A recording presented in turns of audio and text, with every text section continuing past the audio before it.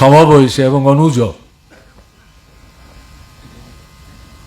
মহিলা পুরুষ নির্বিশেষে সকলকে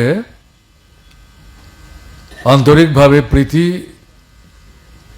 এবং শুভেচ্ছা জানাচ্ছি।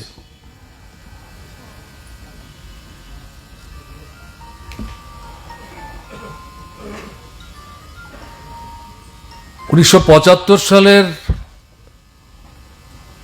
25শে জুন মধ্যরাত্রিতে আভ্যন্তরীণ জরুরি অবস্থা জারি হয়েছিল।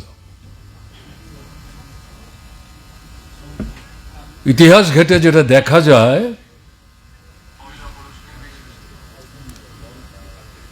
স্বাধীনতা লাভের পর ভারতবর্ষের বুকে এযাবৎ তিনবার জরুরি অবস্থা জারি করা হয়েছিল। প্রথম যেটা 1962 সাল, ভারত এবং চীনের রাষ্ট্রীয় সীমানা নিয়ে বিরোধ। এই বিরোধ থেকে দুই রাষ্ট্রের মধ্যে যুদ্ধ বেঁধে যায়।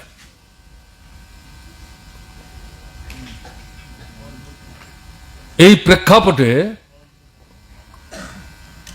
জরুরি অবস্থা জারি করা হয়েছিল এবং এটা প্রায় 4 বছর কন্টিনিউ করেছে, যে কোনো কারণেই হোক। যদিও সীমানা নিয়ে বিরোধ যে স্বল্পকালীন যে যুদ্ধ, এটা মানে একটা সময় গিয়ে স্থিমিত হয়ে গেছিল, বন্ধ হয়ে গেছিল উভয় পক্ষ আলোচনা করে, কিন্তু জরুরি অবস্থাটা কন্টিনিউ করেছিল। দ্বিতীয় যেটা 1971 সাল, পাকিস্তান এবং ভারতের মধ্যে যুদ্ধ। এটা প্রকৃতপক্ষে পাকিস্তানের অভ্যন্তরে গণতন্ত্রের পক্ষে যে লড়াই, এটা মূলত তৎকালীন পূর্ব পাকিস্তান, অধুনা বাংলাদেশ, সেই লড়াইটাকে সামনে রেখে ভাষাকে ভিত্তি করে শুরু হয়েছিল এবং সেই সময়ে ভারত সরকার নীতিগতভাবে পূর্ব বাংলার জনগণের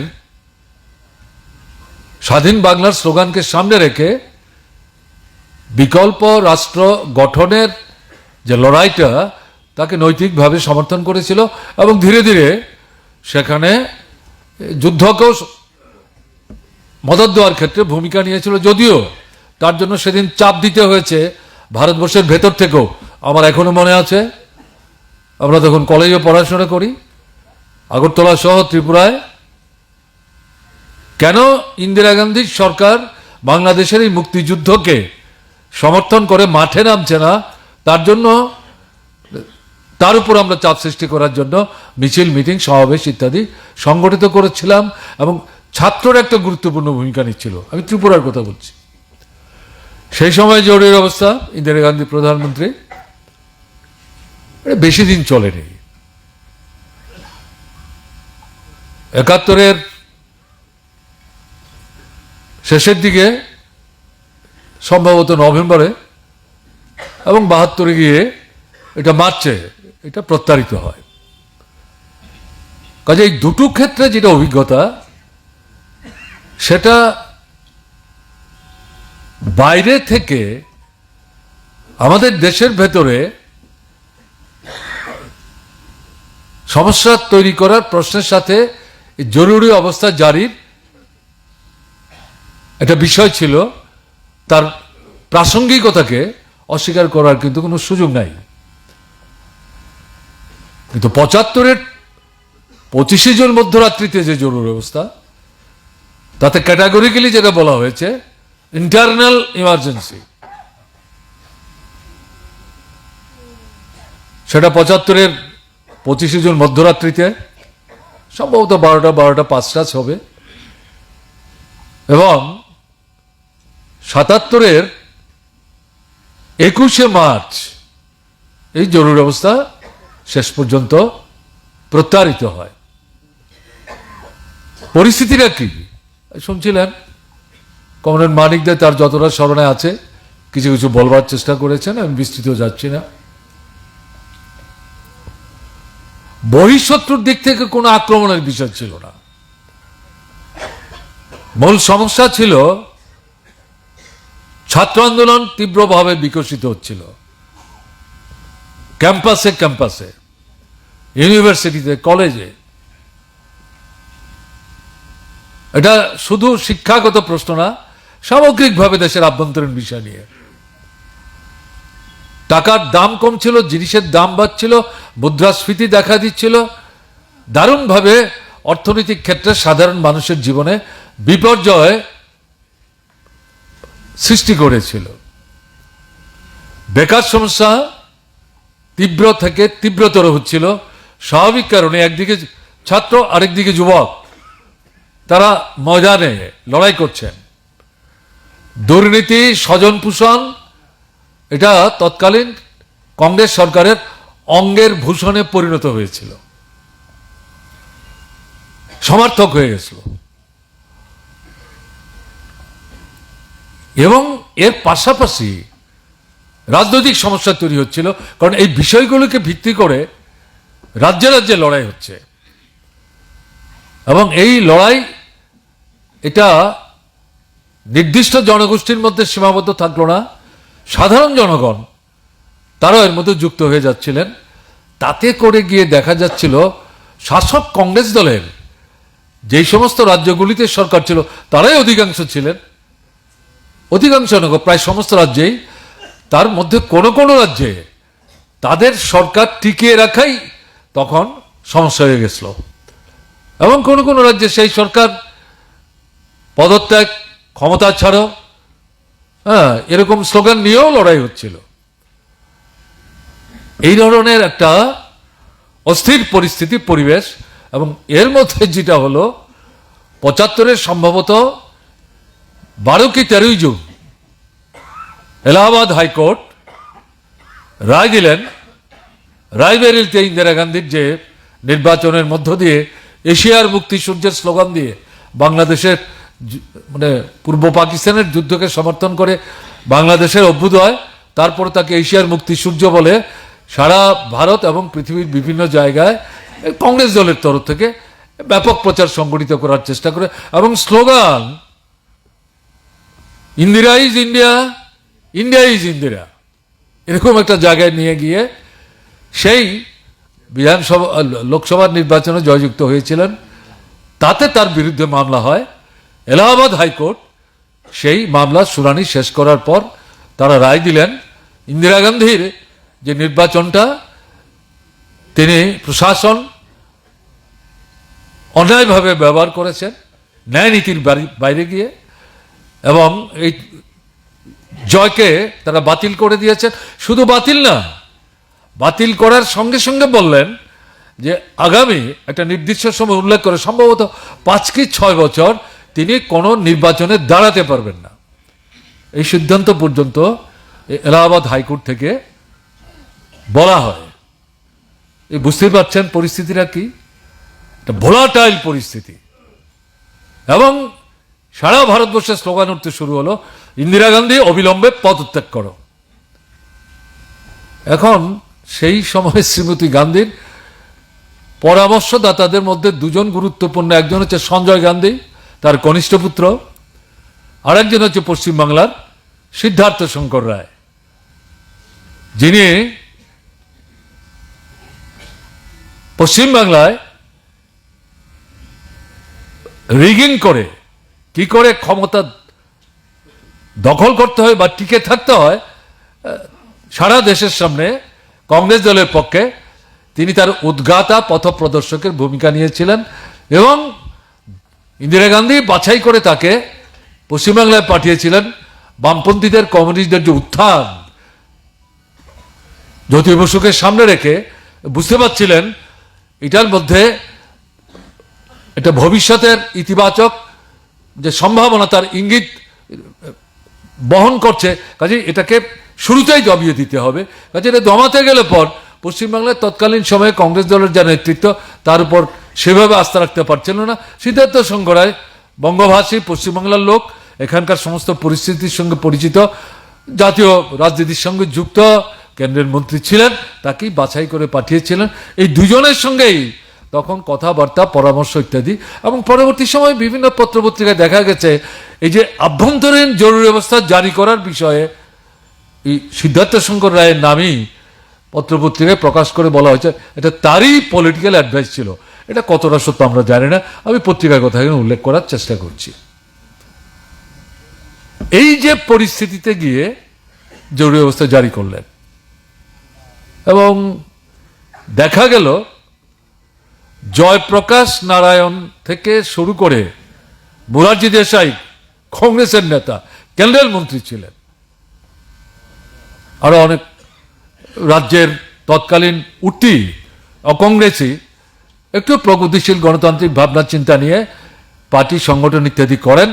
তারা সমাজতন্ত্রের কথা বলেন, সমাজতন্ত্র সম্পর্কে তাদের ব্যাখ্যা বিশ্লেষণ ভাবনা, তার সঙ্গে আমাদের ব্যাখ্যা বিশ্লেষণ ভাবনার কোনো মিল নাই। কিন্তু তার জন্য তারা সমাজতন্ত্রের দাবি করলে তাদের সঙ্গে তো আমাদের ঝগড়া করার কোনো সুযোগ নাই। কিন্তু এরাও রাজ্যের যে বিশেষ করে বিহার, উত্তরপ্রদেশ প্রভৃতি রাজ্যগুলোতে তাদেরকেও সেখানে গ্রেপ্তার করে নিয়ে যাওয়া হয়। অরুণ শৌরী শুধু ভারতবর্ষের ভেতরে না, আন্তর্জাতিক খ্যাতিসম্পন্ন সাংবাদিক, রাজনীতিতে যত ফারাকই থাকুক, গৌরকিশোর ঘোষ, রাজনৈতিক দৃষ্টিভঙ্গি বামপন্থী মনোভাবাপন্ন ঘটনা তা না, কিন্তু গণতান্ত্রিক একটা অ্যাপ্রোচ নিয়ে পত্রপত্রিকায় লেখালেখি করতেন। এদের মতো লোক, এদেরকেও সেখানে গ্রেপ্তার করা হয়।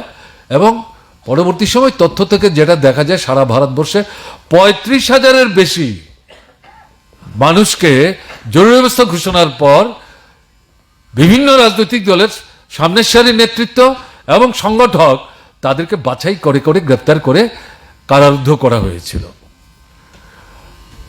মার্ক্সবাদী কমিউনিস্ট পার্টির, আমি যেটা বলছি তখন আমি ছাত্র আন্দোলনের কর্মী, সে অভিজ্ঞতা থেকে বলছি, 25শে জুন মধ্যরাত্রিতেই এই যে সিদ্ধান্ত ইন্দিরা গান্ধী গ্রহণ করেছেন, যাদের সঙ্গে আলোচনা করে প্রশাসনিক দিক থেকে, এটা আমরা জানতে পারি। মাধ্যম সুনীত চোপড়া, তিনি নেই এখন আমাদের মধ্যে, তিনি ছাত্র আন্দোলনের নেতা ছিলেন, জওহরলাল নেহরু ইউনিভার্সিটিতে পড়াশোনা করছেন, তার আগে তো বাইরে গিয়ে পড়াশোনা করে এসছেন, ব্রিলিয়ান্ট এবং একটা খুব প্রতিষ্ঠিত পরিবারের সন্তান। তার বাবা একটা উচ্চতর পর্যায়ের কোনো প্রশাসনিক দায়িত্বের সাথে যুক্ত, কাজেই নানা দিক থেকে সুনীত চোপড়ার যোগাযোগ ছিল। সেই সুনীত চোপড়া এই সিদ্ধান্তের পর এটা ঘোষণা করার আগেই জানতে পেরে যান এবং সঙ্গে সঙ্গে তিনি সেখান থেকে আমাদের কেন্দ্রীয় নেতৃত্ব, পার্টি, তাদেরকে জানাবার চেষ্টা করে তাড়াতাড়ি আপনারা ব্যবস্থা নিন, না হলে কিন্তু সূর্যোদয়ের জন্য অপেক্ষা করলে পর সময় হাতছাড়া হয়ে যাবে।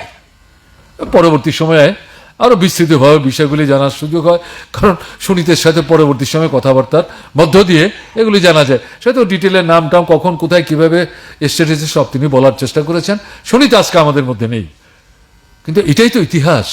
সেই কারণে আমার মনে হয়েছে বোধহয় এখন তার অবর্তমানেও সেদিন যে তার ভূমিকা, এটাকে উল্লেখ না করলে ভুল করা হবে। এবং এই কারণে আমাদের যারা সাংসদ এবং বিভিন্ন রাজ্যে যে দু একটা জায়গায় যে বিধায়করা ছিলেন, তাদের পক্ষে তো আন্ডারগ্রাউন্ডে যাওয়ার কোনো সুযোগ নাই, কিন্তু এর বাইরে যারা পার্টির নেতৃত্ব, হ্যাঁ, একেবারে পার্টির সাধারণ সম্পাদক থেকে শুরু করে পলিট ব্যুরো মেম্বার বা কেন্দ্রীয় কমিটির বা রাজ্যের যারা নেতৃত্ব, পার্টি সেখান থেকে যে নির্দেশ পাঠায় যতটা সম্ভব, তখন তো যোগাযোগ এখনকার মতো এরকম এতটা উন্নত ছিল না, যে সতর্ক হও, পার্টিকে রক্ষা করো, বাইরের আক্রমণ থেকে তাকে রক্ষা করার মধ্য দিয়ে জনগণের সঙ্গে সম্পর্ক বজায় রেখে আন্দোলন সংগ্রাম পরিবর্তিত পরিস্থিতিতে নূতন করে ভাবতে হবে, সেটা পরবর্তী সময়ে আমরা জানাবার চেষ্টা করব। আমরা এই প্রভাতেই এই তথ্য আমরা জানার সুযোগ পেয়ে যাই। স্বাভাবিক কারণে আমাদের পার্টি, মানে সারা ভারতবর্ষের পলিট ব্যুরো থেকে আরম্ভ করে কেন্দ্রীয় নেতৃত্ব, রাজ্যের নেতৃত্ব, যাদের পক্ষে তৎকালীন পরিস্থিতিতে আন্ডারগ্রাউন্ডে যাওয়া সম্ভব, জ্যোতি বসু যে জায়গায় চলে গেছেন তার পক্ষে সেই পরিস্থিতিতে আন্ডারগ্রাউন্ডে যাওয়া সম্ভব না। কিন্তু লন্ডন থেকে ফিরে এসে তিনি শ্রমিক আন্দোলনের মধ্য দিয়ে যখন কমিউনিস্ট পার্টির সাথে সম্পর্ক নিবিড় করেন, পার্টির সিদ্ধান্তে তাকে কিন্তু আন্ডারগ্রাউন্ডে গিয়ে কাজ করতে হয়েছে। সেই পরিস্থিতিতে যেটা সম্ভব ছিল জ্যোতি বসুর পক্ষে, তখনকার জ্যোতি বসু আর 75-এর জ্যোতি বসু রাত্রদিন ফারাক, কাজে তার পক্ষে যাওয়া সম্ভব না। আমাদের রাজ্যে দশরথ দেব, বীরেন দত্ত, তারা সাংসদ, তারা কি করে আন্ডারগ্রাউন্ডে যাবেন? তাদের পক্ষে আন্ডারগ্রাউন্ডে যাওয়া সম্ভব না। নৃপেন চক্রবর্তী, আমি এটা পরে বলবো, ত্রিপুরা পার্টির সম্পাদক, কেন্দ্রীয় কমিটির সদস্য, বিরোধী দলের নেতা বিধানসভায়, তাদের তো আগেই গ্রেপ্তার করে নিয়ে গেছে। এরকম জায়গায় ভানু ঘোষ, কমরেড ভানু ঘোষ, তিনি রাজ্য সম্পাদকের দায়িত্বটা সামলাবার চেষ্টা করছিলেন। তো বলা যায় ভানু ঘোষ সহ একটা বিরাট অংশের কমরেড আমরা আন্ডারগ্রাউন্ডে চলে যাওয়ার সুযোগ নিতে পারি।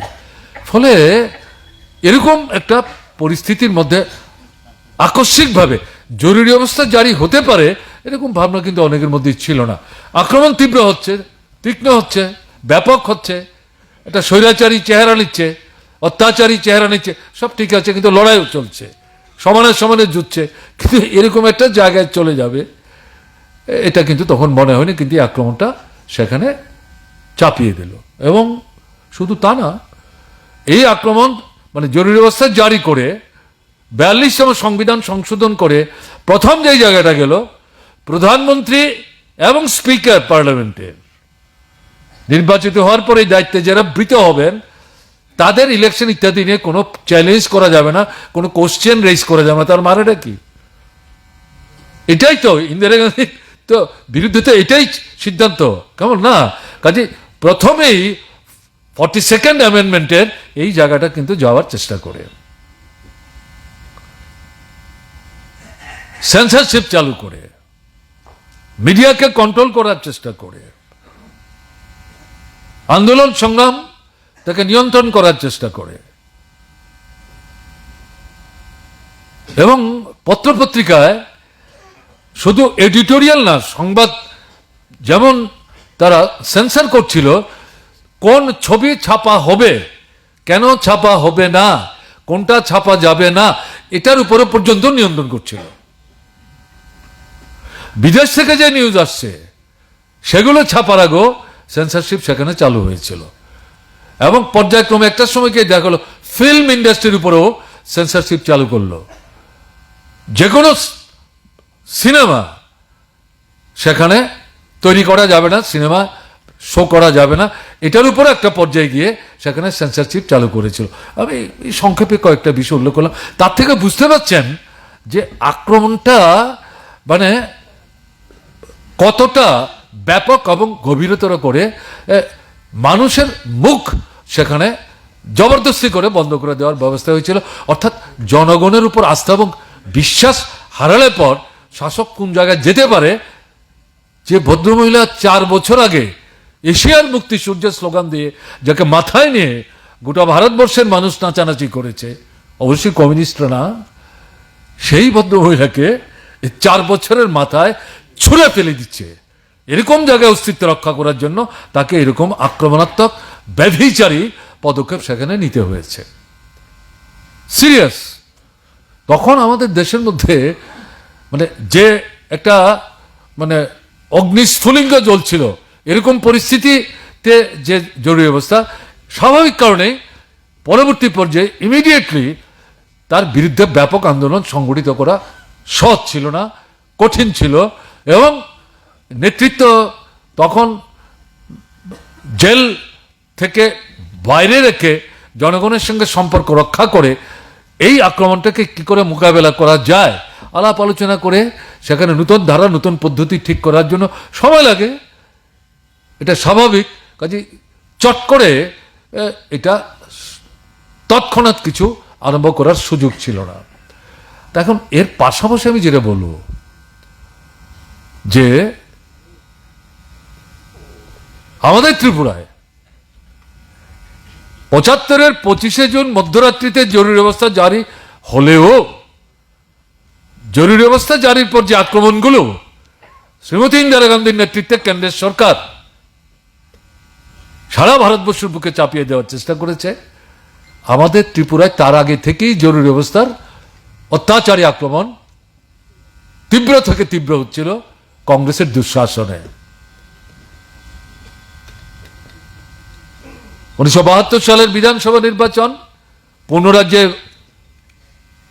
অধিষ্ঠিত হওয়ার পর ত্রিপুরা, এর আগে 30 সদস্য বিধানসভা ছিল, 60 সদস্য বিধানসভা হলো, লড়াইয়ের নেতৃত্বে মার্ক্সবাদী কমিউনিস্ট পার্টি।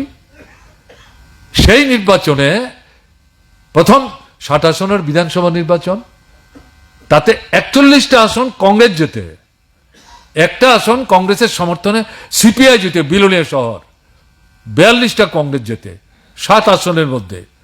মার্ক্সবাদী কমিউনিস্ট পার্টি 18টা আসনে জেতেন, তার মধ্যে 16টা সরাসরি সিপিআইএম এর সিম্বল নিয়ে, আর 2টো হচ্ছে নির্দল সিপিআইএম সমর্থিত, অজয় বিশ্বাস এবং আমাদের শর্মা ধর্মনগরে নির্দল মার্ক্সবাদী কমিউনিস্ট পার্টির সমর্থনে প্রকৃত অর্থে 18 জন। এই যে ব্যাপক ফারাক, এটাও কংগ্রেস মেনে নিতে পারছিল না, শূন্য করে দাও। কারণ তার আগের যে বিধানসভা 30 সদস্যের, তার মধ্যে সিপিআইএম এর মাত্র 2 জন, অভিরাম এবং আমাদের খোয়াইয়ের কমরেড বিদ্যাদেব বর্মা, আর সিপিআই এর অঘুরদেব বর্মা। এই 3 জন আমাদের এখনো মনে আছে। 45 দফা ছাত্রদের দাবি নিয়ে এই যেটা লোকসভায় করে পরে অফিস হয়েছিল, এটাতে ছিল তখন ত্রিপুরার বিধানসভা, সচিন্দ্রলাল সিংহ ছিলেন মুখ্যমন্ত্রী, তখন সেখানে আমরা গিয়েছিলাম, সেটা অন্য বিষয়। এরা 3 জন আমাদের সঙ্গে সচিন্দ্রলাল সিংহের যখন কথাবার্তা হয় তার উপস্থিত ছিল, আমাদের সঙ্গে ঝগড়াঝাটি, যাই হোক সেগুলি পরের কথা। তাহলে এদের ধারণা ছিল যে পূর্ণরাজ্য কেন্দ্রীয় সরকার করেছে, 30 থেকে 7 বিধানসভা কেন্দ্রীয় সরকার করেছে, আমরা 30 থেকে এই 7 বিধানসভায় নির্বাচনে যাচ্ছি। এবং এই পরিস্থিতিতে যদিও কংগ্রেসের মধ্যে অন্তর্কুন্দল ছিল, সচিন্দ্রলাল সিংহ এবং সুকুমার সেনের মধ্যে, সুকুমার সেনের নেতৃত্বে নির্বাচন হবে, তাদের ধারণা ছিল সিপিআইএমকে শূন্য করে দেবে। এরকম জায়গায় 18টা আসন কোনো মতেই হজম করতে পারছে না, মেনেই নিতে পারছে না। এবং বিধানসভায় মার্ক্সবাদী কমিউনিস্ট পার্টি বিরোধী দলের মর্যাদা সম্পন্ন হয় এবং বিরোধী দলের নেতা হিসাবে নৃপেন চক্রবর্তী দায়িত্ব কাঁধে তুলে নেন এবং বিধানসভার চেহারাটা একটা অন্য চেহারা নেয়। এটা বলা যায় যে ব্রিলিয়ান্ট, আউটস্ট্যান্ডিং মানে অ্যাক্টিভিটিস এই মার্ক্সবাদী কমিউনিস্ট পার্টির বিধায়করা বিধানসভার ভেতরে নিতে শুরু করেন। এটা চেয়ার টেবিল ভাঙা না, মাইক ভাঙা না, বাইরের যে আন্দোলন, জনজীবনের যে সমস্যা, স্বাধীনতার পর থেকে ত্রিপুরায় চলছে, রাজন্য শাসন থেকে আরম্ভ করে, সেই সমস্যাগুলোকে ভিত্তি করে কংগ্রেস সরকারের যে নেতিবাচক ভূমিকা, এর প্রতিবাদে এই সরকারের উপর চাপ সৃষ্টি করার জন্য বিধানসভার ভেতরে অত্যন্ত সবলীল ভূমিকা বিরোধীরা নিচ্ছিলেন। এবং বাইরের আন্দোলন যেমন এদেরকে বিধানসভার ভেতরে ভূমিকা নেওয়ার ক্ষেত্রে উৎসাহিত অনুপ্রাণিত করছিল, বিধানসভায় মার্ক্সবাদী কমিউনিস্ট পার্টির 18 জন বিধায়কের যে ভূমিকা, এটা বাইরের আন্দোলনকে আরো তীব্র, তীক্ষ্ণ, তেজি হতে সাহায্য করে। একটা নিউ ডাইমেনশন, নূতন একটা ধারা, দিক সেখানে কিন্তু সূচিত হয়। এবং এর মধ্য দিয়ে কি দেখা গেল, কংগ্রেসের দুঃশাসনে খাদ্য সংকট একটা তীব্র আকার নিয়েছে, অর্ধাহার, অনাহার মৃত্যু, তখনও সন্তান বিক্রি হয়, ট্রাইবেল, নন ট্রাইবেল সমস্ত জায়গায়। আপনার ব্লকের সংখ্যা অনেক কম, 17 থেকে 18টা ব্লকে ডেপুটেশন হচ্ছে, দিনের পর দিন মানুষ বসে থাকছেন, বিধায়করা সেখানে তাদের সঙ্গে অংশগ্রহণ করছেন, সেই জায়গায় মানুষের কাছ থেকে চাঁদা সংগ্রহ করে খিচুড়ি রান্না করে 3 দিন 4 দিন সেই অবস্থানকারী মানুষদের খাওয়াতে হয়েছে। আমার এখনো খেয়াল আছে খোয়ের কথা। তো এই জায়গায় দাঁড়িয়ে দেখা যাচ্ছে কংগ্রেস সরকার এই খাদ্য সমস্যার সমাধানের জন্য কোনো ইতিবাচক ভূমিকা নিচ্ছে না। সেকেন্ড যে প্রশ্ন আসলো, সেখানে 4 দফা দাবিতে গণমুক্তি পরিষদের নেতৃত্বে এটা যে গণমঞ্চ তৈরি হলো, উপজাতি যুব সমিতির বিশ্বাসঘাতকতা, তার সঙ্গে সিপিআই হাত ধরাধরি করে সিপিআইএম এর বিরুদ্ধে, তাকে মোকাবেলা করে একটা গণ আন্দোলনের চেহারা নিল 4 দফা দাবির আন্দোলন সারা ত্রিপুরায়। এবং সেই আন্দোলন দমন করতে গিয়ে সুকুমারের রাজত্বে অবিভক্ত বিলোনিয়ার জুলাই বাড়িতে গুলি চলে, আমাদের কমরেড তিনি শহীদ হন। তাকে আমরা ভাষা আন্দোলনের শহীদ বলি ধনঞ্জয়। যদিও শুধু ভাষার একটা দাবি ছিল না, 4টা মূল দাবি ছিল। হাজার হাজার মানুষ আগরতলাতে আমরা এই আইন অমান্য আন্দোলন আমরা অংশগ্রহণ করি সারা ত্রিপুরায়। আজকে যেভাবে ট্রাইবেল নন ট্রাইবেলের মধ্যে বিরোধ তৈরি হচ্ছে, সেই সময়ে এই ভাবনা চিন্তা সাধারণ মানুষের মধ্যে ছিল না। এগুলো নিয়ে কমিউনিস্ট পার্টির ভেতরে মাথায় কেউ ঘামাতো না। ন্যায্য দাবি লড়াই করছে, জেএমপি ডাক দিয়েছে, আমরা সবাই মিলে মঞ্চ তৈরি করেছি। কি হলো, টিউজেস নাই, সিপিআই নাই, এই কমিউনিটি হল চিলড্রেন্স পার্কের মধ্যে হল ভর্তি কনভেনশন, দশরথদেব বক্তৃতা করলেন, অ্যাপ্রোচ করলেন, কমিটি তৈরি করুন, আসুন একসাথে যাই, সবাই হাত তুলে সমর্থন করলো। এই তাদের ডাকেই কিন্তু আন্দোলন, বিশাল ব্যাপার। একে দমিয়ে দেওয়ার চেষ্টা হলো। কৃষকদের আন্দোলন, এই যে অর্থনৈতিক সমস্যা সংকট, তাতে জমির দাবি, সেচের দাবি, ভালো আপনার বীজের দাবি, এবং এই ফসল যাতে বিক্রি করে ন্যায্য দাম পায়, সরকারের দিক থেকে সাহায্য করার প্রশ্ন ইত্যাদি। কিন্তু জুলুম হচ্ছে লেভির জুলুম, এর বিরুদ্ধে প্রতিবাদ, এর বিরুদ্ধে বিশাল আন্দোলন হয় ত্রিপুরায়, সবাই মিলে, সাবরুম থেকে আগরতলা, ধর্মনগর থেকে আগরতলা, হাজার হাজার মানুষ। তখন আমরা ছাত্র আন্দোলনের কর্মী, বিশ্বাসই করতে পারি না এভাবে মাইলের পর মাইল এক প্রান্ত থেকে আরেক প্রান্ত পায়ে হেঁটে মানুষ এভাবে আসতে পারে। আমরা তখন আগরতলায় পার্টি সিদ্ধান্ত করে দায়িত্ব দিয়েছে, চাঁদা সংগ্রহ করো, বস্তা কাঁধে নিয়ে নিয়ে গ্রামে গ্রামে ঘুরে ঘুরে মানুষের বাড়িতে গিয়ে হয় চাল অথবা ধান, আর যারা টাকা দিচ্ছেন টাকা, রসিদ টসিদ ছিল না, মানুষ রসিদ চাইছিল না, এগুলো সংগ্রহ করে পার্টির তহবিল আমরা দিতাম। সেখানে চাল রেখে ধান বিক্রি করে সেই পয়সা নিয়ে এই সমস্ত লোকদের খাওয়াবার জন্য ব্যবস্থা হয় এই চিলড্রেন্স পার্কের মধ্যে। বিধানসভা অভিযানের মতো সেটা ছিল টার্গেট, হাজার হাজার মানুষ। এবং এর পরবর্তী পর্যায়ে সেটা হচ্ছে কর্মচারীদের আন্দোলন, যেটা কমরেড মানিক তুলবার চেষ্টা করেছেন। সে আন্দোলনটা কি, বেতন ভাতা সহ তাদের কিছু ট্রেড ইউনিয়ন রেট, এগুলো ন্যায্য, এবং এগুলো নিয়ে হঠাৎ করে তারা লাগাতার ধর্মঘটে গিয়েছেন ঘটনা তা না, তার আগে থেকেই তারা এই দাবিগুলো নিয়ে আন্দোলন করছেন।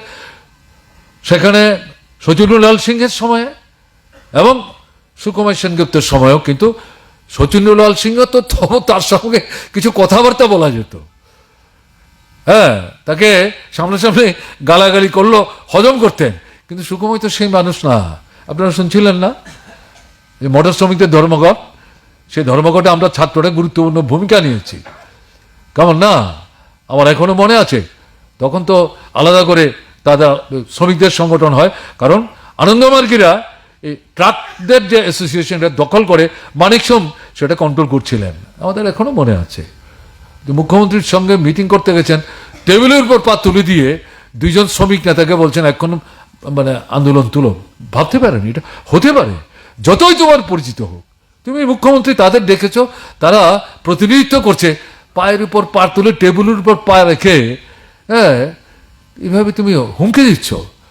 এই ছিলেন ভদ্রলোক। কাজে এরকম একটা জায়গায় দাঁড়িয়ে কর্মচারীদের যে আন্দোলন, তাতে গিয়ে আপনার এরা যে ডিক্লেয়ার করলো আন্দোলনের, যেদিন ডিক্লেয়ার করলো, যেদিন থেকে আন্দোলন শুরু হবে তার আগের দিন থেকেই গ্রেপ্তার শুরু হয়ে গেছে। কর্মচারী আন্দোলনের নেতা, মার্ক্সবাদী কমিউনিস্ট পার্টির নেতা এবং বিভিন্ন গণতান্ত্রিক সংগঠন, বিশেষ করে ছাত্র এবং যুবক, একটা বিরাট অংশকে তারা গ্রেপ্তার করে নিয়ে গেল, আগরতলায় তাদেরকে বন্দি করে রাখলো। ধর্মঘট চললো 12 দিন 13 দিন যাবৎ, 12 দিন 13 দিনের মাথা গিয়ে ধর্মঘট প্রত্যারিত হলো। এমনভাবে আক্রমণ তীব্র করলো, 31 জন কর্মচারীকে ছাঁটাই করে দিল 311 ধারায়। এরকম পরিস্থিতির মধ্যে এই আন্দোলনকে কন্টিনিউ করা কঠিন হয়ে যাচ্ছে। হ্যাঁ, যদিও ত্রিপুরার মানুষ ব্যাপকভাবে এই আন্দোলনটাকে সমর্থন করেছিলেন, শেষ পর্যন্ত 13 দিনের মাথায় এই আন্দোলন প্রত্যাহার করতে হয়। এরই প্রেক্ষাপটে আপনার বিধানসভার বাজেট অধিবেশন, এই রাজবাড়িতে বিধানসভা, সেই বাজেট অধিবেশনে মার্ক্সবাদী কমিউনিস্ট পার্টির বিধায়করা এই প্রত্যেকটা ইস্যু নিয়ে অত্যন্ত গুরুত্বপূর্ণ বলা যায় যে অ্যাগ্রেসিভ ভূমিকা তারা সেখানে নেওয়ার চেষ্টা করেন। অ্যাগ্রেসিভ মানে লাঠিসুটা নিয়ে না, বক্তব্য, তথ্য এবং কি করতে হবে এই বিষয়গুলো নিয়ে। কিন্তু লক্ষ্য করলেন একদিন দুদিন যাওয়ার পর এই সরকার মানে গুরুত্বই দিচ্ছে না, পাত্তাই দিচ্ছে না। তারা বিরোধীরা একদিকে কথা বলছে, তারা তাদের মতো করে সেখানে সংখ্যা জুড়ে একটার পর একটা আইন তারা পাশ করে নেওয়ার চেষ্টা করছে। এরকম জায়গায় বিধানসভার অভ্যন্তরে মার্ক্সবাদী কমিউনিস্ট পার্টির নেতৃত্বে নৃপেন চক্রবর্তী সহ সেখানে তারা অবস্থান ধর্মঘট অনির্দিষ্টকালের জন্য তারা করতে শুরু করেন। সেখান থেকে 11 জন বিধায়ক বামফ্রন্টের মার্ক্সবাদী কমিউনিস্ট পার্টি তাদেরকে গ্রেপ্তার করে নিয়ে যায় এবং গ্রেপ্তার করে ত্রিপুরার জেলে সম্ভবত 1 কি 2 দিন রেখেছিল। তারপর তাদেরকে নিয়ে গেল আপনার দক্ষিণ ভারতের তামিলনাড়ুর ভেলুর জেলে। ভেলুর নাম আগে জানতাম না, এদেরকে নিয়ে যাওয়ার পর কোথায় ভেলুর, এটা কি, তখন আমরা জানলাম ওখানে তাদেরকে নিয়ে গেছে। এই শুরু হলো এবং এর পরবর্তী পর্যায়ে অল্প সময়ের ব্যবধানে আপনার জরুরি অবস্থা জারি হলো। এই জরুরি অবস্থাটা জারি করে ইন্দিরা গান্ধী সুকুমার সেনগুপ্তের হাতে আক্রমণ অত্যাচারের আরেকটা অতিরিক্ত অস্ত্র তুলে দিলেন এবং তিনি আরো বেপরোয়া হয়ে গেলেন, আরো বেপরোয়া। এবং তার প্রথম টার্গেটই হলো মার্ক্সবাদী কমিউনিস্ট পার্টির বাকি নেতারা যারা বাইরে আছে তাদের গ্রেপ্তার করো। তো আমি তো আগেই বললাম যে আমরা জেনে গিয়েছিলাম, ফলে তখনই একটা ছোট্ট অংশকে বাইরে রেখে অফিস খুলতে হবে, বটতলার অফিস। বাকিরা তখনই আমরা জানি না কাকে কোথায় পুলিশ ধরবার চেষ্টা করবে, আত্মগোপনে চলে যান। ফলে তৎক্ষণাৎ সবাইকে গ্রেপ্তার করতে পারেননি, কিন্তু একটা অংশকে যাদেরকে হয়তো সতর্ক করা যায়নি, একটা ভালো অংশকে তারা গ্রেপ্তার করে তাদের সংখ্যা প্রায় 18 থেকে 20-21 জনের মতো হবে। বাদবাকি নেতৃত্বের কমরেড ভানুভূষ সহ আন্ডারগ্রাউন্ডে তারা চলে যান। সেই সময়ে ত্রিপুরার ভেতরে আন্দোলন সংগ্রাম করার মতো কোনো অবস্থা নাই। যে ঝড়ের মধ্য দিয়ে এই জরুরি অবস্থাটা মানে ভারতবর্ষ এবং ত্রিপুরা আসলো, ভারতবর্ষে যেমন সেই সময় চট করে আন্দোলনে নূতন ধারায় ঝাঁপিয়ে পড়া কঠিন ছিল, ত্রিপুরাতেও কঠিন ছিল। অফিস খোলা আছে, আমার এখনো মনে আছে মার্ক্সবাদী কমিউনিস্ট পার্টির অফিসে একটা মানে টাইপরাইটার মেশিন আছে, খুব ভালো না, পুরনো, এটাও বোধহয় কারোর দান করা। আর একটা গ্যাস টেন্টার মানে মেশিন, যেটাতে আপনার ওই টাইপ করা জিনিসটা ছেপে বের করা হয়। পার্টির সিদ্ধান্ত হলো এটি হচ্ছে আমাদের পার্টি রাজ্য কমিটির সম্পদ, খুব তাড়াতাড়ি এগুলি সরিয়ে ফেলো, না হলে এগুলি যদি নিয়ে যায় তাহলে কি করে আমরা এটা করব। এটাই আমরা সরাই, আর পার্টি অফিস থেকে সরানোর কিছু নাই। আর আছে মার্ক্সবাদী কমিউনিস্ট পার্টির কিছু ছোট ছোট চটি বই, এগুলো দেখভাল করেন আমাদের পার্টির লোকাল কমিটির তৎকালীন সেক্রেটারি আমাদের ভানুদার বড় ভাই কানুদা, তিনি হিসাব টিসাব রাখেন। এগুলি আর পুলিশ কি করে নেবে কে জানে। তো এই ছিল অবস্থা, আমি এটা বললাম, উল্লেখ করলাম। এই পরিস্থিতির মধ্যে দাঁড়িয়ে তখন ত্রিপুরা রাজ্যে আন্ডারগ্রাউন্ড কমরেডদের থাকার জায়গায় কঠিন, শহরে তো আরবান এরিয়াতে খুব কঠিন, এবং আমাদের জন্য নিশ্চিত মানে নির্বিঘ্ন জায়গা ছিল উপজাতি অধ্যুষিত এলাকা। মেইন রাস্তা থেকে পাকা রাস্তা ডাইনে বায়ে 2-3 কিলোমিটার ভিতরে ঢুকলেই নিশ্চিন্ত।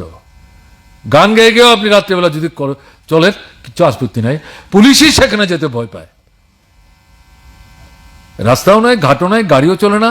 এবং গণমুক্তি পরিষদ ট্রাইবেলদের মধ্যে মার্ক্সবাদী কমিউনিস্ট পার্টির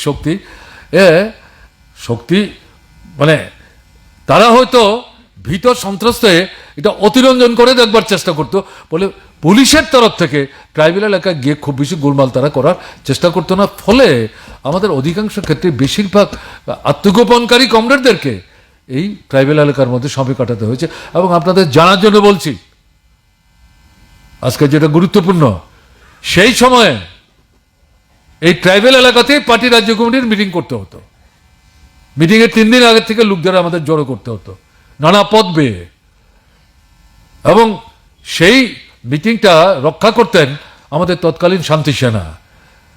হাতে লাঠি নিয়ে করতেন ঘটনা তা না, কৌশল করে আমাদের উপজাতি অংশের মানুষের ধর্মীয় যে নানা অনুষ্ঠান, সেই অনুষ্ঠানের কথা বলে একটা এলাকাকে আটকে দিয়ে আপনার এখানে কেউ ঢুকতে পারবে না, পুজো চলছে, পুজো শেষ না হলে পরে এখানে ঢুকতে পারবে না, এই করে এলাকাটাকে ঘেরাও করে রেখে সেখানে পার্টির রাজ্য কমিটির সভা করতে হতো। এরকম সভা তো আমি নিজে 2-3টা সভায় উপস্থিত ছিলাম, সেই কারণে কথাগুলি বলছি। কিন্তু যেটা বলার জন্য বলছি, ট্রাইবেল এলাকা থেকে আমাদের একজন কমরেডকেও আত্মগোপনে যারা ছিলেন পুলিশ কিন্তু গ্রেপ্তার করতে পারেনি। পুলিশ গ্রেপ্তার করার চেষ্টা করেনি, ঘটনা তারা জরুরি অবস্থা ঘোষণার পর আন্ডারগ্রাউন্ডে যারা গেলেন, যারা আগে গ্রেপ্তার হয়েছেন, আন্ডারগ্রাউন্ডে যারা গেলেন তাদের মধ্যে কমরেড ভানুগুস সহ 6 থেকে 7 জন কমরেড তারা গ্রেপ্তার হয়েছেন, মূলত নন ট্রাইবেল এলাকায়, বাঙালি অধ্যুষিত এলাকা, এবং এটা মোটামুটি শহর অথবা শহর সংলগ্ন। পরিস্থিতিটা সেদিন এরকম ছিল। এই পরিস্থিতির মধ্যে আন্দোলন সংগ্রাম করা কঠিন, তার মধ্যেও পার্টি একটা উদ্যোগ নেয়। দৈনন্দিন জনজীবনের সমস্যা এবং বিশেষ করে টার্গেট করে আমরা ছাত্রদের, এটা লিফলেট ছাপানোর জন্য প্রেস নাই, কোনো প্রেস সাহস পাচ্ছে না। আমাদের যে প্রেস মানে জনশিক্ষা, তার তো 24 ঘন্টা সেখানে নজরদারির মধ্যে আছে। এবং এই পরিস্থিতির মধ্যে দাঁড়িয়ে যেটা মানে দেখা গেল যে প্রচার করা, পোস্টার লাগানো, তার ভিত্তিতে মানুষের কাছে যাওয়া খুব কঠিন কাজ ছিল। কিন্তু পার্টি তার মধ্যেও জনসংযোগটাকে গুরুত্ব বেশি দেয়, সম্পর্কটা রক্ষা করে, সমস্যাগুলি জানার চেষ্টা করে। কিছু কিছু এলাকায়, যে এলাকায় আন্ডারগ্রাউন্ড কমরেডার থাকে না, সে এলাকায় পোস্টার লাগাতে বলছে, পার্টির নাম না, গণসংগঠনের নাম না, শত্রুরা বুঝবে এগুলি কাদের পোস্টার। কিন্তু আন্ডারগ্রাউন্ড কমরেড যে এলাকায়, সেখানে লাগানো যাবে না, তাহলে অসুবিধা হবে, এটা বাদ দিয়েই করতে হতো। এবং লিফলেটও শেষ পর্যন্ত বেরোয়, কিন্তু ছেপে যে লিফলেট হাতে আসে এটা পাঠ করার মতো না, এই লাইনে লাইনে ভুল, কাজে এটাকে কেটে ছেটে আবার নতুন করে ছেপে দিতে হয়েছে, তারপর নির্ভুল লিফলেট দেওয়া যায় না। কিন্তু তবুও ছাত্রদের মধ্যে দেওয়া হলো। ক্যাপশনটা আমার এখনো মনে আছে, আপনি কি একজন ছাত্র, এই ক্যাপশনে এই লিফলেটে তখন দেওয়া হয়েছে। ছাত্রদের মধ্যেই সেই সময় ছেলে মেয়ে নির্বিশেষে বাছাই করে কমরেডদের নিয়ে আগরতলার বাইরে শিক্ষা শিবিরও সংগঠিত করা হয়েছে ঝুঁকি নিয়ে। আমি বলছি, আজকে উল্লেখ করছি, দিগ্বিজয় ভট্টাচার্যের বাড়িতে সন্ধ্যার সময়, পুকুরের পার বাড়ি, সেখানে আমাদের ছাত্রীদের নিয়ে সেখানে শিক্ষা শিবির হচ্ছে। দিগ্বিজয় ভট্টাচার্য বাড়ির সামনে রাস্তা, পুকুরের পারে তিনি পাহারা দিচ্ছেন, এই মাথা থেকে সে মাথায় ঘুরছেন। হ্যাঁ, এই অভিজ্ঞতা থেকে কিন্তু বলছি। আপনার কমলপুর মহকুমা, সেই পাহাড়ের উপর মাইলের পর মাইল হেঁটে কমরেডরা গেছেন, সেখানে গিয়ে ছাত্রদের শিক্ষা শিবির সংগঠিত হচ্ছে। শিকারি বাড়ির কথা বলছি আমি। তো এইভাবে তখন পার্টি বসেছিল না, এবং একটা কৌশল নিয়েছিল বয়স্কদের দিয়ে এলাকা ভিত্তিক জরুরি ইস্যুগুলো, পলিটিক্যাল ডিমান্ড দরকার নেই, ডেমোক্রেটিক ডিমান্ড দরকার নেই, ইকোনমিক ইস্যু নিয়ে সরকারের কাছে যাও, অফিসারদের সঙ্গে কথা বলো, মন্ত্রীদের কাছে যাওয়ার দরকার নেই। অফিসাররা শুনতো কিন্তু গুরুত্ব দিত না, এরকম একটা পরিস্থিতি চলছিল। এবং মানুষ ধীরে ধীরে বুঝতে পারছিলেন যে এভাবে তো চলবে না, জমায়েত করতে হবে এবং একসাথে মিলে চাপ সৃষ্টি করতে হবে, না হলে এই সরকারের মানে বুধোদয় হবে না। এরা যেমনটা চালাচ্ছে এমনটাই তারা চালাবার চেষ্টা করবে, এটা চলতে দেওয়া যায় না। এই পরিস্থিতিতে ভোট ডিক্লেয়ার করল আপনার পার্লামেন্টের ভোট। আপনারা জানেন, যারা খবর রাখেন, 16 মার্চ থেকে 20 মার্চ 1977 ভোট হলো। ইন্দিরা গান্ধীর হিসাবটা অন্যরকম ছিল। ভারতবর্ষের অভ্যন্তরে এই যে ঘটনা, এশিয়ার মুক্তিসূর্যের যে উপাধি তিনি পেয়েছিলেন, এই আক্রমণের পর সারা পৃথিবীতে ভারতবর্ষ এই আভ্যন্তরীণ যে জনবিরোধী ভূমিকা নিচ্ছেন, এটা ব্যাপকভাবে প্রচার হচ্ছে। ইন্দিরা গান্ধীর ইমেজ সেখানে পেছন থেকে টান দিচ্ছে, এবং একটা সময় গিয়ে বুঝতে পারলেন যে আন্তর্জাতিক ক্ষেত্রে তার পা রাখার জায়গা সংকুচিত হচ্ছে। তখন সিদ্ধান্ত নিলেন, তাকে যারা পরামর্শদাতা তারা দিলেন যে নেতারা তো সব জেলখানায়,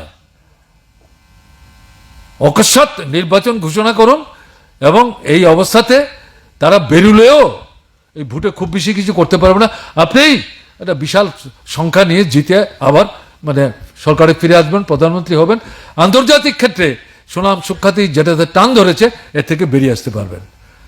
সম্ভবত ইন্দিরা গান্ধীকে যারাই অ্যাডভাইস করেছেন তিনি মনে করেছেন যে এটার মধ্যে যুক্তিকতা আছে, তার ভিত্তিতে আকস্মিকভাবে ভোটের ঘোষণা দিলেন। এবং সেই জেলখানাতে যারা ছিলেন, জয়প্রকাশ নারায়ণ, মুরারজি দেশাই থেকে আরম্ভ করে যারা অন্যান্য রাজনৈতিক দল যারা নিজেদের মধ্যে কথাবার্তা বলতে পারেন, জেলখানাতেই দল তৈরি হলো জনতা পার্টি। এবং কংগ্রেসের বিরুদ্ধে জনতা পার্টির নেতৃত্বে লড়াই হলো এবং অবিশ্বাস্যভাবে স্বাধীন ভারতবর্ষের ইতিহাসে প্রথম কংগ্রেস দল নির্বাচনে পরাস্ত হয় এবং জনতা পার্টি সংখ্যাগরিষ্ঠতা পায়। তখন অনেকেরই ধারণা জয়প্রকাশ নারায়ণই বোধহয় প্রধানমন্ত্রী হবেন। তিনি চাইলেই হতে পারেন, তিনি পরিষ্কার বলে দিয়েছেন, আমি যে লড়াই করেছি প্রধানমন্ত্রী হওয়ার জন্য না, রাষ্ট্রপতি হওয়ার জন্য না, গণতন্ত্রের জন্য, মানুষের সাংবিধানিক অধিকার রক্ষার জন্য, আমাদের দেশের সার্বভৌমত্ব রক্ষার জন্য, অত্যাচার বন্ধ করার জন্য। আপনারা ঠিকঠাক করুন। তো 20 তারিখ ভোট শেষ হলো, 21শে মার্চ ইমার্জেন্সি উইথড্রন হলো। আমরা কিন্তু ইমার্জেন্সির মধ্যেই আন্ডারগ্রাউন্ড থেকে বেরিয়ে এসে পার্টির সিদ্ধান্ত মতে নির্বাচন অংশগ্রহণ করার চেষ্টা করি, যদিও আমাদের ত্রিপুরার ফল ভালো হয়নি, সে আপনারা যারা খবর রাখেন জানেন। সেই জায়গায় আপনার 24শে মার্চ 1977 জনতা পার্টি সরকার তৈরি হয় ভারতবর্ষে এবং তারা গিয়ে সেখানে কতগুলি গুরুত্বপূর্ণ সিদ্ধান্ত নেন। সংবিধানটাকে যেভাবে উলটপালট করে দিয়েছিল এটাকে নতুন করে তারা আগের জায়গায় নিয়ে আসার চেষ্টা করেন এবং জরুরি অবস্থার সময়ে যে আক্রমণ, অত্যাচার, বেবিচারগুলি ইন্দিরা গান্ধীর নেতৃত্বে সেখানে করা হয়েছে এবং সংবিধানটাকে বলা যায় যে মানে কাটাছিঁড়া করে এটাকে প্রায় শেষ করে দেওয়ার মতো, এর বিরুদ্ধে কমিশন তৈরি হয় এবং সেই কমিশন অল্প সময়ের মধ্যে তাদের এই সমস্ত তথ্যাদি সংগ্রহ করে তাদের রিপোর্ট তারা সাবমিট করেন। এখন প্রশ্নটা হচ্ছে, এই ফল বেরোবার পর মানুষ বিস্মিতভাবে একে আরেকদের মুখের দিকে থেকে বলছে এটা কি করে সম্ভব, তো ম্যাজিক্যাল, আমরা যখন বেরোতেই পারছি না, এরকম জায়গায় কি করে ইন্দিরা গান্ধী হেরে যান? হারবেন জানলে কি তিনি নির্বাচন দিতেন? কি ব্যাপার? আমি ত্রিপুরার অভিজ্ঞতা বলছি। নৃপেন চক্রবর্তী জেনারেল সিটের ক্যান্ডিডেট, রিজার্ভের দশরদেব ক্যান্ডিডেট, আমি তার ইলেকশন এজেন্ট ছিলাম, তখনও কিন্তু পুলিশ আমাকে ধরার চেষ্টা করছে। যাই হোক, এখানে ভোটার স্লিপ দেওয়ার লোক নাই। ভোটের আগের দিন রাত 8টা থেকে 11টা পর্যন্ত সাধনা সীমা হাতে হারিকেন নিয়ে বিরজা দাস, এখনো তার নাম আমার মনে আছে, সাধনা সীমার নারী সমিতির তার এলাকার যে ছোট্ট টিম, তার মধ্যে অন্যতম সদস্য, তারা বাড়িতে গিয়ে গিয়ে এই ভোটার স্লিপ দিচ্ছেন। কিন্তু যাই হোক, ফল তো ভালো হলো না। নৃপেন চক্রবর্তী হান্না প্রায় মানে তার জামানতই জব্দ হয়ে যাওয়ার মতো। হঠাৎ করে সচিন সিং আসলেন, বাড়ি বাড়ি যেতে আরম্ভ করলেন। তা আগরতলার কয়েকটা জায়গা সেই থেকে শুরু হলো প্রার্থীর বাড়িতে যাওয়া, কি যে সমস্যা তৈরি করে দিয়ে গেল। সেই ভদ্রলোক সেখানে ব্যাপক ভোটের ব্যবধানে জয়যুক্ত হলেন। আমরা তো একটু মন্টন একটু খারাপ, কিন্তু দেশের খবর সংগ্রহ যখন হলো, তাতে যখন দেখলাম ইন্দিরা গান্ধী পরাস্ত হলো, মোটামুটি এটা আমাদের এখানে যে ঘাটা তৈরি হয়েছিল এটা অনেকটা মলম লাগানোর মতো, এটা অন্য পরিস্থিতি। তাহলে এখান থেকে আমি যে কথাটা বলার চেষ্টা করছি যে মানুষই পরিবর্তন করতে পারে, অত্যাচারীরা দীর্ঘদিন ক্ষমতায় টিকে থাকতে পারে না, স্বৈরাচারী শক্তি দীর্ঘদিন ক্ষমতায় টিকে থাকতে পারে না। মানুষের মধ্যে যে ক্রোধ, ক্ষোভ, ঘৃণা, তা যদি সংগত হয় এবং একটা উপযুক্ত সময় যদি তার প্রতিফলন ঘটবার সুযোগ মানুষের সামনে আসে, মানুষ যদি সেই সুযোগটা কাজে লাগাতে পারে, তাহলে অত্যাচারীদেরকে ক্ষমতাচ্যুত করে ছুঁড়ে ফেলে দিয়ে নূতন শক্তিকে, সেখানে জনস্বার্থবাহী শক্তিকে ক্ষমতায় বসানো যায়। এটা এই 77-এর সাধারণ লোকসভা নির্বাচনের অভিজ্ঞতার মধ্য দিয়ে কিন্তু প্রতিপন্ন হয়েছে। কাজে এরকম একটা জায়গায় দাঁড়িয়ে আজকে আমাদের দেশের যে পরিস্থিতি চলছে, 11 বছর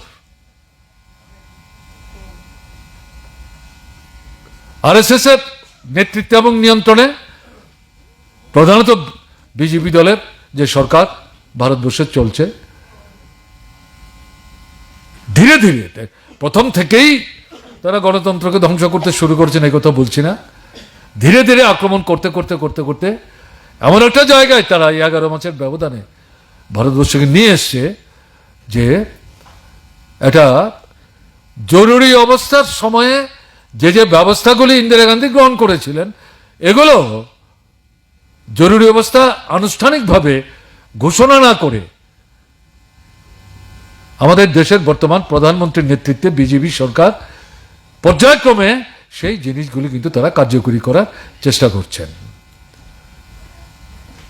নির্বাচন, ইলেকশন কমিশন বগল দাবা করেছে, আমি ব্যাখ্যা করে সময় নিচ্ছি না, এগুলো আপনারা জানেন। বিচার ব্যবস্থা, জুডিশিয়ারি এটাকে বগল দাবা করার চেষ্টা করছেন, বহুলাংশে নিয়ন্ত্রণে নিয়ে এসছেন। ধর্মনিরপেক্ষতা, গণতন্ত্র হাত ধরাধরি করে চলবে। আমাদের সংবিধানের মুখপদ্মের মধ্যে যেটা উল্লেখিত, এটাকে ধ্বংস করে দিচ্ছে। ধর্মের কথা বলে, বর্ণের কথা বলে বিভাজন তৈরি করছে। সংসদীয় যে ব্যবস্থা, পার্লামেন্টের যে সিস্টেম, সংখ্যায় বিরোধীরা আছে কিন্তু অনেকটা অস্তিত্বহীন। শাসক বিজেপি এবং তাদের যারা সঙ্গে আছেন তারা তাদেরকে সেখানে মুখ খুলতেই দিচ্ছে না। আইন পাস করার জন্য, বিল পাস করার জন্য হিসেব করে কতজনকে এই সংসদের বাইরে রাখলে পরে এটা করা যাবে, তাদেরকেই সংসদ থেকে বের করে দিয়ে তারা সেই আইন পাস করে নিচ্ছে। এগুলো আপনারা জানেন। এগুলো কিসের লক্ষণ? এটাকেই আমরা আমাদের পার্টি, তার যে 24তম পার্টি কংগ্রেস, তার যে পলিটিক্যাল রেজলিউশন, তা ব্যাখ্যা করতে গিয়ে সেখানে বলা হয়েছে এই যে ট্রেন্ডগুলো, এটাই হচ্ছে নয়া ফেসিবাদী যে ধরনটা। ফেসিবাদের মৌলিক তার যে ভিত্তিটা, তার যে দর্শনটা, তার মধ্যে মৌলিক কোনো পরিবর্তন ঘটেছে মনে করার কারণ নেই। যেখান থেকে ফেসিবাদের উত্থান, তার বিশ্লেষণ করতে গিয়ে দিমিত্রভ তিনি অনেক আগে বলে গেছেন যে এটা হচ্ছে পুঁজিবাদী ব্যবস্থার যে সমস্যার সংকট, তার উচ্চতর পর্যায়ের সাম্রাজ্যবাদ, এরাও যখন সমস্যার সমাধান করতে পারছে না, তখন মানুষকে তার আন্দোলন সংগ্রাম দাবিয়ে রাখার জন্য এবং তাদের মুনাফার পাহাড়কে পর্বতে পরিণত করার জন্য সবচেয়ে ঘৃণ্যতম যে চেহারাটা তারা নেয়, এটি হচ্ছে ফেসিবাদী চেহারা। এবং এটা মনে করবেন না এই ভারতবর্ষের মধ্যে এই ফেসিবাদী চেহারাটা মাথা চারা দিচ্ছে ঘটনা, তা না। পৃথিবীর বিভিন্ন দেশে এটা হচ্ছে। ইউরোপে যেমন হচ্ছে, লাতিন আমেরিকার কোনো কোনো জায়গায় হচ্ছে, অন্যান্য জায়গায় কিছু কিছু জায়গায় এগুলো কিন্তু মাথা চারা দিয়ে ওঠার চেষ্টা করছে। সেটা কি? গণতন্ত্রের বাহ্যিক যে ধাঁচাটা, এটাকে রক্ষা করো, কিন্তু প্রকৃত অর্থে যা গণতন্ত্র তাকে সংহার করো। এই পদ্ধতিতে তারা অগ্রসর হচ্ছে। অর্থনৈতিক সংকট বাড়ছে, টাকার দাম কমছে, জিনিসের দাম বাড়ছে, মুদ্রাস্ফীতি হচ্ছে, মানুষের আয় উপার্জন নাই, বেকার সমস্যা বাড়ছে, বেসরকারীকরণ হচ্ছে, শিক্ষা স্বাস্থ্য থেকে শুরু করে সমস্ত ব্যাপার। কাজেই এরকম একটা জায়গায় দেশি বিদেশি যে বড় বড় পুঁজিপতিরা, তারা শিল্প বাণিজ্য থেকে শুরু করে কৃষির ভেতরে পর্যন্ত ঢুকবার চেষ্টা করছে। সমস্ত জিনিসটাই নয়া ফেসিবাদী ভাবনা নিয়ে একের পর এক যেভাবে পদক্ষেপ নিয়ে বর্তমান যে বিজেপি সরকারটা অগ্রসর হওয়ার চেষ্টা করছে, তারা ভারতবর্ষের মধ্যে একটা অন্য ধরনের পরিমণ্ডল তৈরি করবার চেষ্টা করছে। আমাদের রাজ্যে, যেটা আমার আগে যারা বলেছেন তারা উল্লেখ করার চেষ্টা করেছেন, আপনারা জানেন, আমাদের রাজ্যে ওই ইন্দিরা গান্ধীর জরুরি অবস্থা ঘোষণার আগের যে কথা বললাম, ভারতবর্ষের জরুরি অবস্থা জারির আগেই ত্রিপুরাতে জরুরি অবস্থার আক্রমণ শুরু হয়ে গেছিল। আজকেও নয়া ফেসিবাদী যে চেহারাটা, তার আগলি ঘৃণ্য যে চেহারাটা মাথা তুলে দাঁড়াবার চেষ্টা করছে সারা ভারতবর্ষে বিজেপির নেতৃত্বে, আরএসএস এর নিয়ন্ত্রণে। আমাদের রাজ্য ত্রিপুরাতে ছোট্ট রাজ্য হতে পারে, 40-42 মানুষ হতে পারে, বিজেপি শাসিত রাজ্য, পরীক্ষাগার হিসাবে আমরা অনেক আগে এটা উল্লেখ করার চেষ্টা করেছিলাম যে সারা ভারতবর্ষের বুকে এই ফেসিবাদী কায়দা স্থাপন করার জন্য, গণতন্ত্রকে সংহার করে, ভোটকে প্রহসনে পরিণত করে, একদলীয় স্বৈরশাসন কায়েম করে গোটা ভারতবর্ষের বুকে তারা কি করে তাদের নিজেদের যে মানে স্বার্থ শক্তি, তাকে তারা প্রতিষ্ঠিত করতে পারে, তার জন্য এটা পরীক্ষাগার হিসেবে তারা ব্যবহার করছে। এবং সেদিক থেকে ত্রিপুরা আক্রান্ত হচ্ছে আমরা অনেক আগে থেকে, গত 7 বছর 7.5 বছর যাবৎ। কাজে এই যে পরিস্থিতিটা আজকে চলছে, এটা তো শুধু আলোচনার জন্য আলোচনা না। আমরা কেন আলোচনা করছি? জরুরি অবস্থার বিরুদ্ধে প্রকাশ্যে বৃহত্তর আন্দোলন করা যায়নি। আন্দোলনটা দমন করার জন্য জরুরি অবস্থা। মানুষ ফুটছিল, সুযোগ পেয়েছে, পরাস্ত করেছে। আমাদের এখানে আমরা যেটা চাইছি, সব জায়গায় যে আমরা সমানভাবে সে আন্দোলন করতে পারছি ঘটনা তা না। আমাদের রাজ্য কমিটির মিটিং 2 দিন ধরে হয়েছে, চেষ্টা করছে আমাদের কমরেডরা, কিন্তু প্রত্যাশা মতো সব জায়গায় লোক জমায়েত করা যাচ্ছে, আবার চাইলেই সব জায়গায় আমরা এই প্রোগ্রাম করতে পারছি ঘটনা তা না।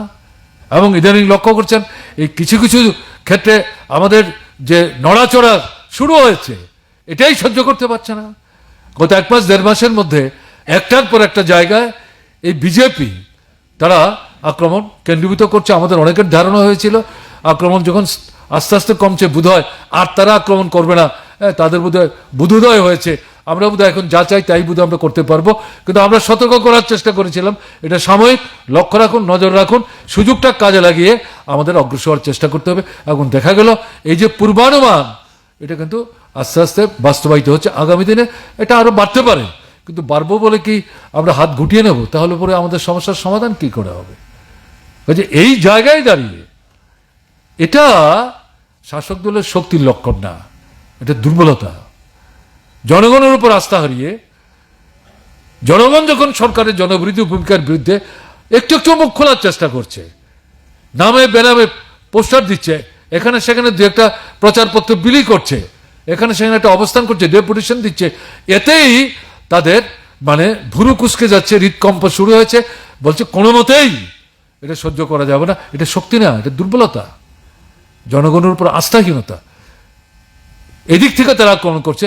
কাজে এরকম একটা জায়গায় আমরা যদি ঐক্যবদ্ধ হয়ে প্রত্যাঘাত আনতে পারি, প্রত্যাঘাত মানে আমরা লাঠি সেটা বন্দুক গুলা নিয়ে তো আমরা যাওয়ার কথা বলছি না, মানুষকে সমবেত করো, যতই আমাদেরকে জনগণ থেকে বিচ্ছিন্ন রাখার চেষ্টা করুক, এটার বিরুদ্ধে গিয়ে আরো বেশি জনগণের সঙ্গেই আমাদের সম্পর্কটা নিবিড় করতে হবে, বুঝাতে হবে।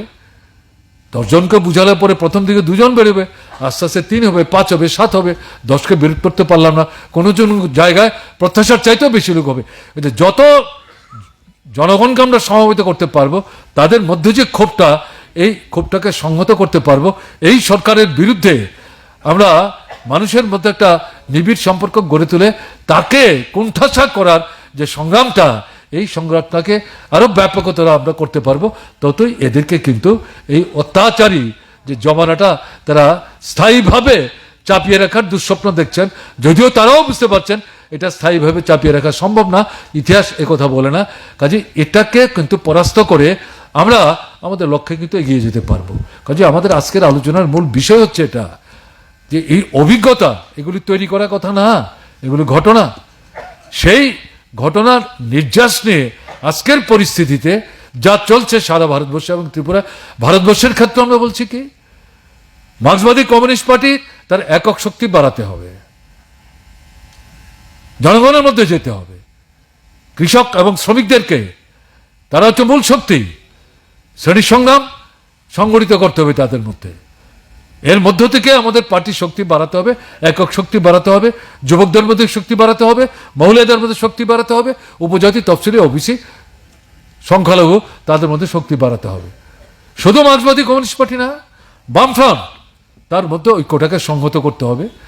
এবং মার্ক্সবাদী কমিউনিস্ট পার্টির পাশাপাশি বামফ্রন্টকে ভিত্তি করে আমরা কি করে সারা ভারতবর্ষের মধ্যে আমরা এই ঐক্যটাকে আরো প্রসারিত করে মানুষকে আকৃষ্ট করতে পারি, সেদিকে আমাদের নজর দিতে হবে। এর পাশাপাশি যেটা বলা হচ্ছে, বাম গণতান্ত্রিক শক্তি, অর্থাৎ বামপন্থী রাজনৈতিক দল, বামপন্থী রাজনৈতিক দলগুলোর যে গণতান্ত্রিক সংগঠনগুলো আছে, ছাত্র, যুব, নারী থেকে আরম্ভ করে নানা সংগঠন, এই সবাইকে একসাথে নিয়ে একটা মঞ্চ তৈরি করে, যেটাকে আমরা বলছি বাম গণতান্ত্রিক মঞ্চ, তার একটা বিকল্প কর্মসূচি আছে। আমাদের পার্টি কংগ্রেসের যে রেজলিউশন আমরা পাস করেছি এবারকার, তাতে বাম গণতান্ত্রিক ফ্রন্টের পপুলার কোন ইস্যুগুলিকে সামনে রেখে এই মঞ্চটা তৈরি করার মধ্য দিয়ে আন্দোলন সংগঠিত করব, সেটা এখানে উল্লেখ করা আছে। কাজেই শুধু মঞ্চ তৈরি করলে হবে না, একে ভিত্তি করে লড়াই সংগঠিত করতে হবে। এবং এরপরে যেটা বলা হচ্ছে যে ধর্মনিরপেক্ষ বুর্জোয়া যে রাজনৈতিক দলগুলো আছে, এটা মানে ইন্ডিয়া ব্লক আছে, লোকসভা পর্যন্ত ঠিক আছে, তারপরে দেখা যাচ্ছে তার কোনো কাজকর্ম নাই, মানুষ প্রশ্ন তুলছেন, আমাদের পার্টির ভেতরেও প্রশ্ন উঠছে, আমরা পরিষ্কারভাবে আমাদের পার্টির রেজলিউশনে সেটা বলার চেষ্টা করেছি পার্লামেন্টের ভেতর। সেখানে এই যে ইন্ডিয়া ব্লক, সেই ব্লক ঐক্যবদ্ধভাবে বিজেপিকে কোণঠাসা করার ক্ষেত্রে তার জনবিরোধী নীতির বিরুদ্ধে সেখানে আমরা ভূমিকা নেওয়ার চেষ্টা করব একসাথে মিলে। বাইরে ইন্ডিয়া ব্লক আমরা জনগণের যে ইস্যুগুলো নিয়ে মুভমেন্ট করার চেষ্টা করছি অর্থনৈতিক দাবি দেওয়ার প্রশ্নে, ইন্ডিয়া ব্লক যদি একসাথে মিলে আমাদের সাথে আন্দোলন করতে চায়, কেন আমরা তাদের সাথে যাব না? অথবা ইন্ডিয়া ব্লকের কোনো বুর্জোয়া রাজনৈতিক দল ইন্ডিয়া ব্লক আসছে না বলে তারা নিজেরা বসে না থেকে তারা বামপন্থীদের সঙ্গে মিলে, বাম গণতান্ত্রিক শক্তির সাথে মিলে তারা আন্দোলন করতে চায়, কেন আমরা সেখানে যাব না?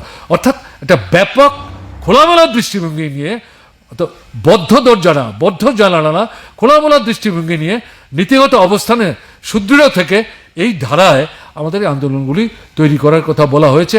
শুধু নয়া ফেসিবাদী ঝোঁক বাড়ছে ফেসিবাদ কায়েম করার জন্যে, এটা দেখালে তো চলবে না, একে তো প্রতিহত করতে হবে, মোকাবেলা করতে হবে, এটাকে ব্যর্থ করতে হবে। করতে গেলে পরে এই ধারায় কিন্তু আমাদের আন্দোলনটা সেখানে সংগঠিত করতে হবে। এটা পার্টি তার 24তম পার্টি কংগ্রেসের পলিটিক্যাল রেজলিউশনে এটা সুনির্দিষ্টভাবে সেখানে বলেছে। এটাকে ভিত্তি করে আমরা ত্রিপুরাতেও কাজ করার চেষ্টা করছি। যদিও ভারতবর্ষের মধ্যে ত্রিপুরা একটা সম্পূর্ণ ব্যতিক্রমী একটা অবস্থা, আমাদের লড়াই করতে হচ্ছে। পশ্চিমবাংলায় করছে, কিন্তু ত্রিপুরার মতো না, তাদের পরিস্থিতিটা আলাদা, কিন্তু সেখানেও একটা স্বৈরাচারী কায়দায় আক্রমণ সংগঠিত করছে। কাজেই আমরা যে লড়াইটা এখানে লড়ছি, এটা শুধু ত্রিপুরার 42 লক্ষ মানুষের জন্য লড়ছি না, গোটা ভারতবর্ষে এই ফেসিবাদী ভাবনা নিয়ে, এই স্বৈরাচারী শক্তি একদলীয় শাসন কায়েম করার লক্ষ্য নিয়ে, বিরোধীদের স্তব্ধ করে দেওয়ার বাসনা নিয়ে যে ধারায় অগ্রসর হওয়ার চেষ্টা করছে, তার বিরুদ্ধে যে লড়াইটা আমরা সারা দেশে সংগঠিত করতে চাইছি, ব্যাপকতর করতে চাইছি, ত্রিপুরার মাটিতে দাঁড়িয়ে এই লড়াইটা গত 6 বছর 7 বছর যাবত করছি। আগামী দিনে এটাকে আরও ব্যাপকতর করার জন্য যত আঘাতই আসুক তাকে মোকাবেলা করে আমাদের এগিয়ে যাওয়ার জন্য আজকের দিনে শপথ কিন্তু নিতে হবে। তা না হলে এটা একটা আনুষ্ঠানিক ব্যাপার হবে, এটা যেন উদযাপন। আমাদের অনুষ্ঠান কিন্তু উদযাপন না, আমাদের অনুষ্ঠান হচ্ছে অভিজ্ঞতার নিরিখে বর্তমান পরিস্থিতিতে দৃঢ়তা নিয়ে, বলিষ্ঠতা নিয়ে, সামনের দিনের কাজ সম্পর্কে স্পষ্ট ধারণা নিয়ে একটা সুদৃঢ় অবস্থান থেকে আমরা বেরিয়ে যাব, মানুষের মধ্যে সেখানে ঝাঁপিয়ে পড়ব, একটা নূতন ধারায় এই আন্দোলনটাকে আমরা গড়ে তোলার চেষ্টা করব। এই দৃষ্টিভঙ্গি নিয়েই আজকে আমাদের এই সভা। কাজেই আমি অনেকক্ষণ সময় নিয়ে কথা বললাম, হ্যাঁ, আপনারা শুনলেন, তার জন্য আপনাদের অভিনন্দন জানাচ্ছি। আমাদের পার্টির সম্পাদক কমরেড জিতেন এরপরে বলবেন, নিশ্চয়ই তার বক্তব্য শেষ হওয়ার আগে কিন্তু কেউ হল ছেড়ে যাবেন না, এই আবেদন আপনাদের কাছে রেখে আপনাদেরকে নমস্কার জানিয়ে আমি আমার কথা বলা শেষ করছি। ভালো থাকবেন।